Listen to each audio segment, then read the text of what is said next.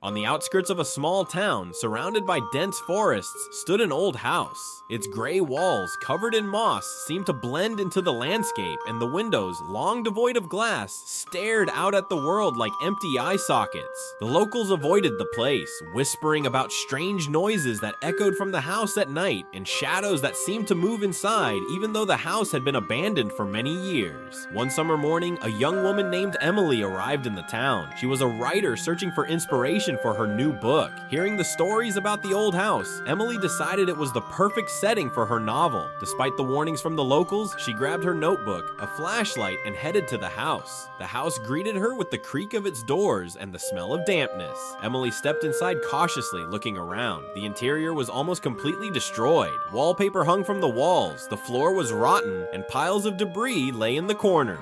But something about the place drew her in. She felt that a secret was hidden here. On the second floor, Emily found an old door locked with a rusty padlock. Next to the door lay a key, as if waiting for her. With trembling hands, she unlocked it and entered the room. It was dark inside, but her flashlight revealed an old desk covered in dust and a stack of letters. Emily began to read. The letters were handwritten, and they told the story of a family that had lived in the house many years ago. The father, a scientist, had conducted experiments in an attempt to communicate with the spirit world. His wife and daughter were afraid of his work, but he refused to stop. One day, something went wrong, and the family disappeared. No one ever found out what had happened. Emily felt the air in the room grow heavier. She heard whispers that grew louder and louder. Suddenly, a shadow appeared before her, the silhouette of a little girl. Emily froze. The girl looked at her and pointed to a letter on the desk. Emily picked it up and read, "Help us."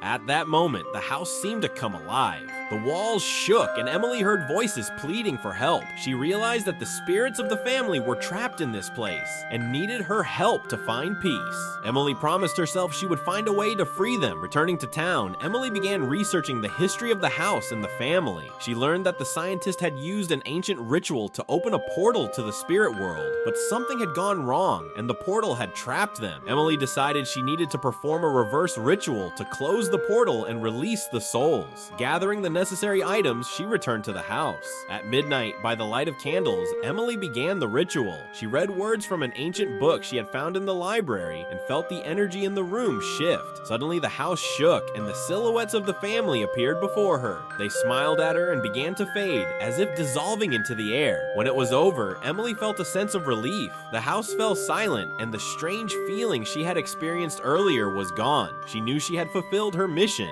The next day, Emily left the town, taking with her not only the story for her book, but also the memory of how she had helped the souls find peace. The old house remained on the outskirts, but now it was just a house, free of secrets and ghosts.